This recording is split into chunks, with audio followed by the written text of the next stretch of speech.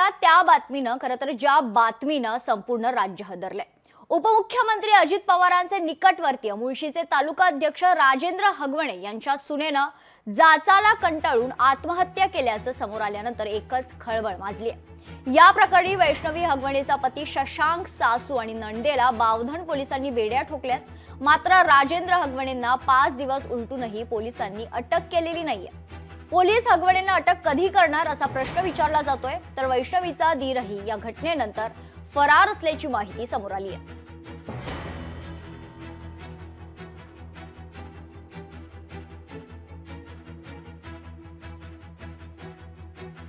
स्थितीजन्य पुरावे आणि आतापर्यंतच्या गुन्ह्याच्या तपासाच्या दरम्यान आतापर्यंत मिळालेले साक्षीदार, आतापर्यंत त्या घटनास्थळी मिळालेले CCTVs, त्याचबरोबर इतर टेक्निकल एव्हिडन्सेस, हुंडाबळीच्या दृष्टिकोनातूनच आम्हाला या गुन्ह्याचा तपास सध्या तरी आहे।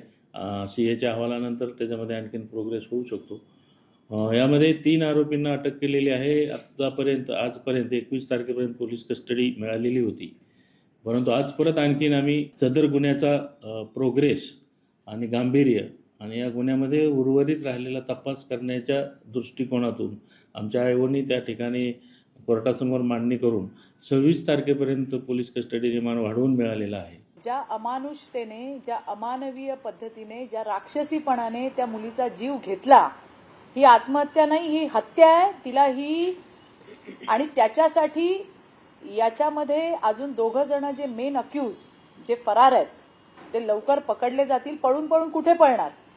राज्याच्या मुख्यमंत्र्यांनी, सन्माननीय मुख्यमंत्री देवेंद्रजींनी वैष्णवीचं बाळ हे तिच्या आईवडिलांकडे सुपूर्द करावं असं कालच त्या ठिकाणी सांगितलं। आणि आज मला या गोष्टीचा आनंद आहे की ते छोटंसं चिमुकलं बाळ आज त्याच्या आजी आजोबांच्या हातामध्ये आहे। या आत्महत्या नाही आहेत, या खून आहेत, बळी घेतात या मुलींचा।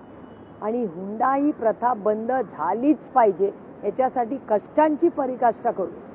पण प्रत्येक घरात वेळ पडली तर जाऊन आपल्या लेकींना त्यांचे अधिकार सांगण्याची वेळ आली। म्हणजे 21व्या शतकात इथे आर्टिफिशियल इंटेलिजन्स बद्दल आपण बोलतोय आणि दुसरीकडे तर आमच्या पोरींच्या हत्या अशा होणार असतील तर या खरंच या विकासाचं काय करू असं कधी कधी अस्वस्थपणा आणि चीड येते अशा वेळी। शिवसेनेचे नेते एकनाथजी शिंदे यांनी या प्रश्नी ठाम अशी भूमिका देऊन ग्वाही दिलेली आहे की कुठल्याही परिस्थितीमध्ये वैष्णवीला न्याय मिळेल या दृष्टिकोनातून सरकार आणि शिवसेना या कसपटे कुटुंबाच्या सोबत, म्हणजे माहेरच्या लोकांच्या सोबत आम्ही आहोत।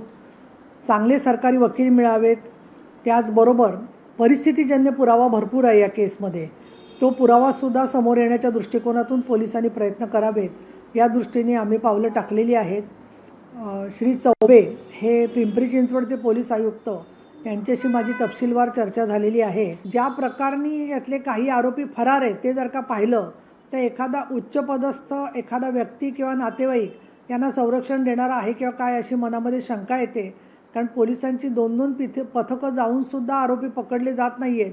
ही खूप एक ज्याला आपण म्हणू चिंताजनक स्थिती आहे। राज्यकर्त्यांच्या कालावधीमध्ये खास करून पूर्वीच्या गद्दारांचं राज्यकारभार असो किंवा आता देवेंद्र भाऊचा कारभार असो, या ठिकाणी कायदा सुव्यवस्था ही पूर्णपणे कोलमडलेली आहे।